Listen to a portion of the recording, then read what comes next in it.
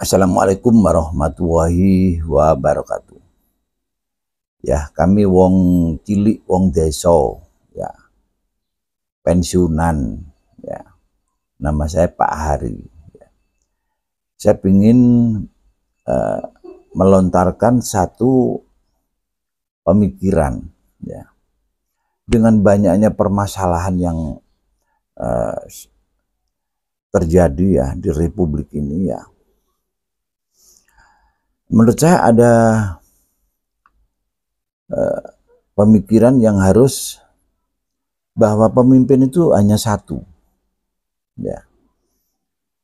Jadi pemimpin itu adalah itu tadi kepala desa atau lurah, ya, bupati, gubernur, ya. TNI, Polri, ya, itu dia menjadi garisnya itu hanya koordinasi, ya. Jadi tidak boleh jadi kayak kepolisian yang selama ini ya menangani misalkan masalah SIM, ya. Karena apa? Kapolresnya itu tidak melalui proses pemilihan, ya. Sehingga di saat masyarakat ini gampangannya terkait dengan pelayanan kepolisian tadi itu misalkan kurang baik, ya, ini masyarakat ini takut sama Pak Polisi, ya. Kebanyakan seperti itu. Contoh misalkan di saat polisi mengadakan razia yang seharusnya terkait dengan pajak itu nggak boleh ditilang, ya. Karena pajak itu urusan dari dinas pendapatan, ya, dan sudah ada denda. Nah, kadang-kadang dilakuin juga oleh seorang polisi gitu loh, ya. Nah, dari sini di saat di dalam pemerintahan ya tingkat bupati, wali kota, gubernur tadi tidak di bawah satu komando, ya. Sehingga di saat ada permasalahan di bawah ini banyak yang tidak tuntas atau tidak ditangani, ya. Satu contoh berbagainya banyak modus-modus penipuan, ya. Ya barusan ini kayak judi online segala macam, ya. Di sini di saat semua itu di bawah kendali bupati wali kota, ya. Jadi masyarakat ini jalurnya untuk melaporkan kepada pemerintah terkait dengan berbagai layanan yang ada tadi hanya satu, gitu loh, kepada bupati. Sehingga permasalahan yang di bawah ini itu jalurnya itu jelas, ya. Di saat misalkan terjadi misalkan pelanggaran katanya oknum polisi misalkan, ya, melakukan penindakan atau penilangan, ya, atas dasar kendaraan bermotor tersebut belum bayar pajak, ya. Itu polisi akan membatalkan penilangannya, ya, di saat masyarakatnya itu cerdas, ya, bahwa polisi tidak ada kewenangan kaitannya dengan pajak, ya. Nah, akhirnya polisi melepaskan itu asal punya SIM. Nah, begitu juga terkait dengan SIM, ya. SIM ini juga harusnya, ya, yang menerbitkan SIM ini adalah Dinas Perhubungan, ya, harusnya Dinas Perhubungan. Jadi jangan sampai terjadi, ya, yang seperti sekarang ini menurut saya ada kerancuan, ya. Di saat polisi yang menerbitkan SIM, polisi yang menertibkan SIM, ini harusnya nggak boleh, ya. Sehingga yang sering terjadi, ya, jadi masyarakat ini takut, ya, di saat berhadapan dengan kepolisian katanya dengan dia tidak punya SIM, ya. Jadi polisi itu akhirnya bisa udah kita pakai jalur aman saja, ya. Toh yang menerbitkan itu saya, yang menertibkan saya, ya. Nah, akhirnya terjadi jalur damai. Ya, jadi saya pingin, ya, ini gubernur Jawa Barat ini luar biasa, ya. Ya, Gubernur Jawa Barat ini luar biasa dalam artian kepekaan, kepedulian di dalam memimpin Jawa Timur ke depannya setelah dilantik. Ya. Dan ini bagaimana gubernur ini diberi kekuasaan ya untuk memimpin rakyatnya. Ya.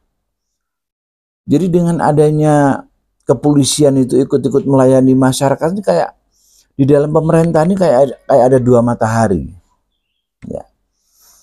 Nah, pengertian dua matahari tadi, di saat masyarakat bermasalah dengan kepolisian ini, ya di saat mentok, ini ya jarang terjadi lah ya kalau misalkan masyarakat ditilang gara-gara nggak punya SIM ya, atau terkait dengan pajak ya, misalkan ditilang karena nggak bayar pajak ya. Ini di saat masyarakat ini misalkan membiarkan saja ya, istilahnya menjebak polisi ya, dengan adanya penilangan didasari tidak bayar pajak tadi STNK-nya ya, terus berlanjut kepada proses, ini jarang terjadi gitu loh ya. Jarang terjadi, sehingga yang terjadi itu sidang prospek ya, sidang singkat. Jadi misalkan nggak bawa SIM jedok kena sekian, pajaknya mati jedok kena sekian ya. Nah inilah ya yang menurut saya itu semacam ada dua matahari. Di saat kita melihat Kang Deddy ya, ini sudah begitu luar biasanya ya. Ya semoga aja lah ya. Jadi di Jawa Barat ini bisa dipakai percontohan ya. Ya. Jadi gubernur kepala daerah tingkat 1 Jawa Barat. Ya. Jadi kepolisian tadi tidak boleh lagi membuat SIM. Ya. Serahkan di Sub. Ya. Di Sub di bawah Dinas Perhubungan. Ya.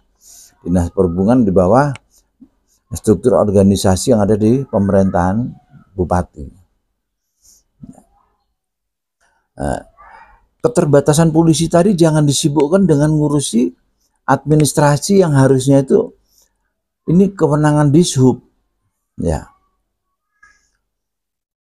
Sehingga polisi terkait dengan